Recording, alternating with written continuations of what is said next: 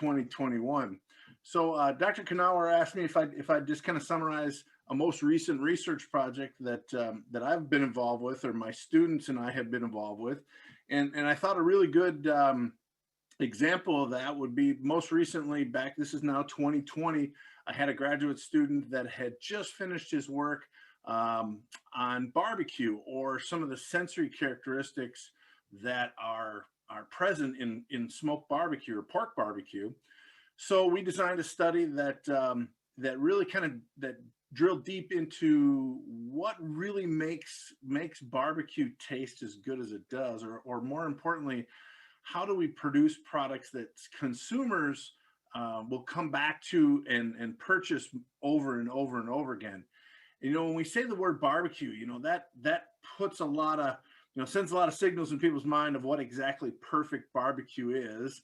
And we're not going to fight the battles of who's got the best barbecue, whether it's North Carolina or Texas or Kansas City or Memphis or wherever your favorite barbecue exists. We can all agree that smoke and fire does great things to meat, and consumers have sent that signal to us over the years. That's without a doubt. But you know, barbecue as a food is probably one of our oldest food traditions, or one of our oldest American food traditions. It goes back to colonial days, or history back to colonial days.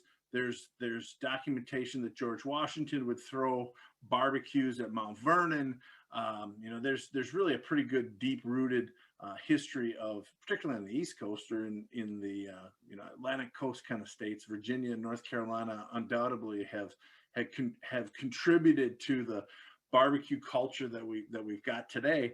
So, you know, barbecue has remained in the consumer's mind as a pretty high esteemed product. Demand is probably as high for not only call it boutique barbecue or high-end restaurant barbecue, but it also, we find it at retailer. We're seeing more and more larger companies that service that retail market having pre-cooked or prepared barbecue products in retail case. You know, there's some research going on there that barbecue consumption or barbecue products in retail have gone up 30% within the, you know, relatively short amount of time. So it's never been as hot, pardon the pun, right? It's never been as hot as it's been right now. The subject of value-added meat products with that barbecue tinge have never been higher than they are now. So with that in mind, we designed a study.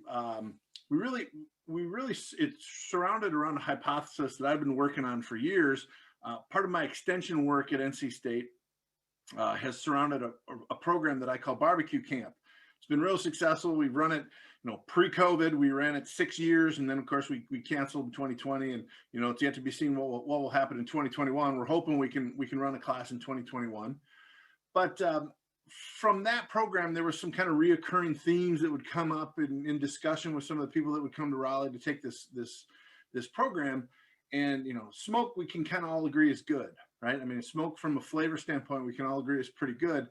But there's still some variation in acceptability of that smoke. Some folks really like a heavy dose of smoke on products. Some like the more of a lighter flavor note to smoke, or what flavor notes smoke brings to the table. And so we really kind of, I started formulating a thought. It's like, well, what's the best? I mean, what do a majority of consumers prefer when we talk about smoke flavor? And that led to some more tweaking of the research project of how we really can answer that initial question. And you know, smoke types, or more specifically wood types, vary greatly across the country, right? Here in North Carolina, we use oak, or there tends to be a lot of oak used in the east. The further west we move into the state, we see more hickory being used. You throw pecan into that discussion, you throw the fruit woods into that discussion, whether it be apple or cherry.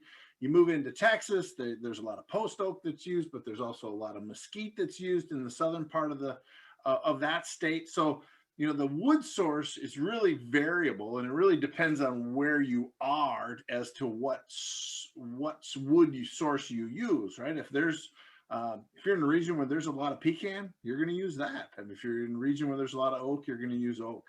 So it was kind of, we boiled down all that information. We kind of came to the conclusion, well, let's do a broad representation. Let's test smoke flavor with three very common wood sources that we might see moving across the country. So we chose a study, or we designed a study that we looked at smoke flavor that was developed from cherry wood.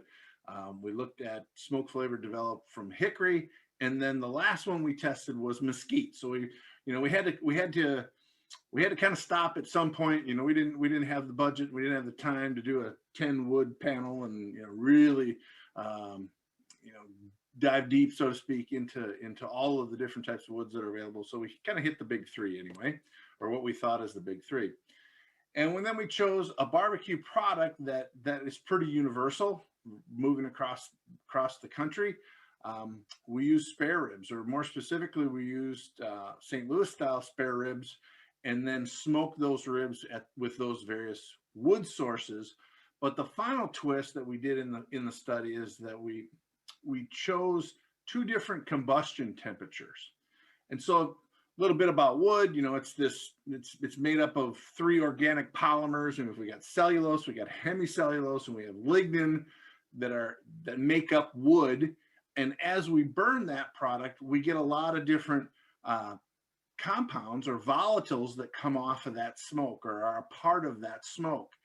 And depending on the temperature of the combustion, or temperature of the burn, we can have smoke makeup that is very different, right? Very different.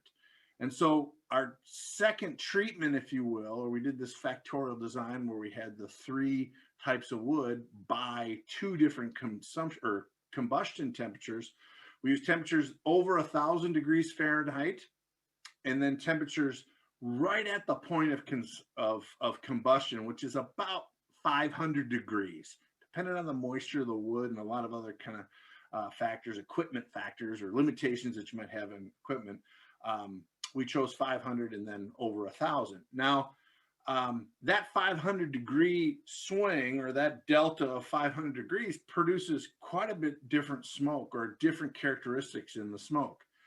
And so if you can kind of imagine right at the point of consumption, when that wood is fixing to burn or fixing to ignite, you'll have kind of a thick, what I would call dirty smoke, right? I mean, you can see the smoke beginning to come off of that wood, and it's very opaque. You can't see through it. It's very dark in a lot of cases, thick smoke.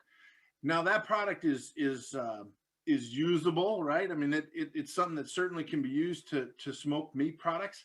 And in fact, there's a lot of equipment that's designed from a processing standpoint, or from a value-added processing standpoint, where the smoke generators, or the equipment that's used in those smokehouses, are right at that tipping point of combustion. It's hot enough to make smoke, but not necessarily hot enough to make flame, okay, or see ignition and see fire, if you will. Okay, now at the meat lab at NC State, we have the luxury anyway, we have two different smoke houses, and we have two different smoke generator capacities, or capabilities is a better word to say it. So we have the smoke generator that does the relatively low point smoke production, and then I've got another house where it actually burns firewood. So you think of a wood burning stove, that's the best way to describe how that system works. I put in cut, split firewood and burn that firewood in that chamber, smoke generator chamber. And there's no doubt about ignition. It is a full-on campfire in that contained unit. So the temperatures then of combustion, if you will, or the smoke generation, are very different. And as a result, we hypothesized that we would have very different flavor profiles on the finished product. So the screen that you're seeing on the PowerPoint, or on this Zoom call, this is an example of the product that we ended up generating from our design. So if we kind of move from top to bottom and from left to right, we start with the cherry wood smoke, and these are the ribs as they came out of the smokehouse, and we had a standardized schedule for how long we'd cook the product. We'd start at a relatively low temperature. We'd start at a cook temperature of about 145 for about 30 minutes, just to get the smoke on that product. We didn't want to denature the protein on the surface of the ribs, which then interferes with how much smoke and how much flavor penetration you get in that product. So we start at a relatively low temperature, and then we step it up as we go into the cook schedule, and we ultimately end up with a cook temp of about 190 degrees in our convection oven. So we got a lot of air moving in that convection oven, so it's a little bit lower than what you might think cooking or barbecue, traditional barbecue temperatures would operate. You think of low and slow, a lot of times you're talking about ranges about 250 to 275 degrees. In this case, our ovens allow us to go to a little lower temperature because we've got such good air movement in our ovens. Okay, so nonetheless, that was our schedule. We cooked them for a total start to finish of 5 hours, and then that gives us that that textural characteristic that we look for in barbecue meats, where the ribs are, or the collagen's broken down in those ribs to the point where you can eat the product, but the bone doesn't necessarily just slide right out of that rack of ribs. There's still a little bit of bite on that bone. So we were shooting for that that type of a texture. In 5 hours at that 190, or in that schedule where we finish off at 190, really gets us to that point. So the picture that I've got there, you can kind of take a look at those. There's not a whole lot of difference between cherry wood from a color standpoint, whether we used a high and low smoke temp, right? That doesn't show up in these pictures, and it didn't show up in the amount of product that we used for the study. Where we've started to see differences in color were the other two woods. So hickory wood and mesquite, we had some visual differences. And, consumers buy with their eyes, or a lot of times one of the very first things that they'll use to make a purchasing decision is, how does the product look, right? If it looks muddy, or that smoke color gives it that kind of muddy, dull appearance, that's something they're probably not going to pick out of the retail case. That we use the term, or a lot of times you hear the term mahogany brown, right? That mahogany brown kind of got some sheen to it, is really what the standard for color. And we're seeing that in some of these other woods, right? I mean, and this, again, it boils down to consumer preference, but I would say all of the colors that we got here would be in the acceptable range, but we start to see some noticeable differences based on temperature, particularly in the hickory and the mesquite wood. And we can make some more comment about what the consumers then reported back with that information. So an important note as far as, again, design of this study. So we had the unique ability to survey a large number of consumers. We go back to literature and we really look at studies on barbecue. There really isn't a whole lot of information in the scientific literature about consumer acceptability of barbecue products, even as popular as it is in the retail case right now. So we were excited the fact that we'd be hopefully adding to that knowledge base with our study. But the other unique thing is that we had the ability to recruit a pretty large number of panelists. So we had 205 panelists that we brought to the campus, or we brought to NC State, and we brought in Schaub Hall, or our food science building on campus, and set them in a controlled sensory environment. We've got a very extensive sensory science group at NC State, so we had the luxury of creating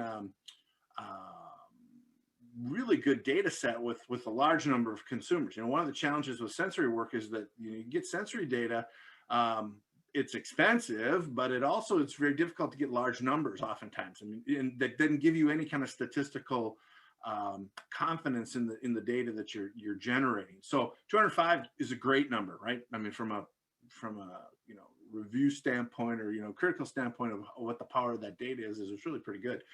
The other thing that was unique about our study is that we primed the consumers, which is a term that's used in sensory science, where we gave information to a portion of that 205 population, or that sample of consumers. So we gave them enough information, and in this case, we told them, hey, we're going to serve you some ribs, but we're going to serve you ribs that were smoked either with cherry, with hickory, or with mesquite. We gave them the information, or we primed them with the information, okay? And then the other 102, I forget what the math was, it was 103 in one group and 102 in the other. That unprimed group, we didn't give them the information. We just said, hey, we're going to give you some ribs, and you tell us what you tell us what you think. I mean, we had a consumer ballot, where we were able to, sorry, shut my phone off. But we were given a consumer ballot that then we asked them the same questions, right? So we could have information we could then analyze at the end of the day. So primed and unprimed. And so we went through the process, and really what we found is that it was kind of counter to what our initial hypothesis was. As we were cooking ribs, we got really excited when we saw some color differences like we've got on this slide. But really, at the end of the day, we found out that consumers maybe unexpectedly, in some cases, were not really good at determining wood flavor differences based on wood type. I mean, unless you told them, and that's kind of the big take home from the study, is that if you primed the consumer, that was enough to get their mind thinking. At least we're now hypothesizing this. If you told them what you were going to serve them, if you told them, hey, these are cherry ribs, for example, and then we want you to evaluate the fruity notes or the sweet notes or some of the more aromatic, some of the aromas that come from this product. Tell me what you think. They would be able to detect and could pretty accurately tease out some of those differences: fruitiness and flavor, sweetness, those kind of things. If you didn't tell them what they were going to get or what you put in front of them, they weren't as accurate, or they weren't as likely to sort those differences, which we found pretty interesting. If you give them enough, if you tease them enough to say, okay, this is hickory smoked, or this is mesquite, or this is whatever it is, cherry, yeah, their mind was thinking, okay, I'm going to expect these type of flavor notes when I eat the product, or at least that's what we're thinking, is that we're expecting it to be more sweet or fruity with cherry, whereas opposed to something like mesquite, we would have more of a bold, ashy is a way to describe a lot of the feedback we got from mesquite, more of a deep, richer, smoky flavor from that particular wood. If we told them, they did a pretty good job. So all in all, the take home message from our project was, if we really kind of boil this all down, that consumers are it's always an interesting thing to study consumers, because you ask 100 panelists, you're going to get a lot of different answers. I don't know if you get 100 different answers, but everybody's got opinion. Everybody's got, sometimes very, very different responses to food. So if you get a collective group of consumers to kind of file in and say, all right, we can taste this, this, or this, you really get, particularly when you have these numbers like we had, 205 consumers, if you get continuing and repeated answers back, you're pretty confident that represents, what's going on in a larger sample of the population. But it seems to be that priming is important, or calling, what that then translates from a consumer standpoint, or more so from a retail standpoint, is that it's really important that you call out what wood you're using, and consumers will seek that out. We did some questions. We asked, what product is, what do you prefer, right? I mean, do you prefer hickory? Do you prefer cherry? Do you prefer mesquite? It was kind of a toss up between hickory and cherry. I mean, those were pretty strong evidence that those were what consumers were expecting as far as smoked meats. Mesquite kind of lost out a little bit as far as that overall preference. Not that it was bad, but if you had to get a preference, cherry and mesquite were kind of neck and neck as far as what consumers would expect for smoked meats. So putting that on the label, putting cherry or putting hickory smoked on a package of bacon or a package of ribs, in this case, really has some positive impact on the consumer. If it's just smoked meats, smoked bacon, smoked ribs, that doesn't mean anything, right? There's an opportunity to advertise, or there's an opportunity to market, specifically market wood smokes, because there's sectors of the consumer population that are looking for that.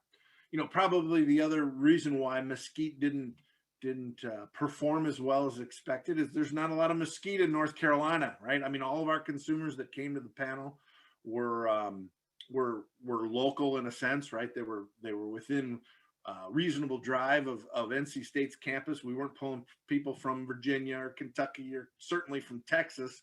So, our consumer tastes, the opportunity of eating a lot of barbecue with mesquite is pretty rare in this part of the world. So it's undoubtedly probably some regional effect of that. The other kind of big take home is that of all, and this kind of gets back into the detail of the high and the low temperature, which was really initially when we first started, that was my I guess I was excited to see that information because I had thought for years and years and years that I could pick up differences in smoke flavor from the two houses that I have at NC State as far as product that I could put identical product in the house, smoke them with those different smoke generators, and the product would come out very different in my opinion. And so I wanted some confirmation of whether I was seeing things or if that was really some real data that was coming back. And so when we did that, the reality is that the average consumer with cherry and with hickory, unless you primed them, they couldn't tease that out, whether it was high or low temperature smoke. Now, if you primed them and said, all right, this is hickory at 1 degree temp, high, two different styles of hickory, their mind was thinking, or they were looking for differences, and they could pick out the highs and lows, and they could pick out the high and low temperature treatments.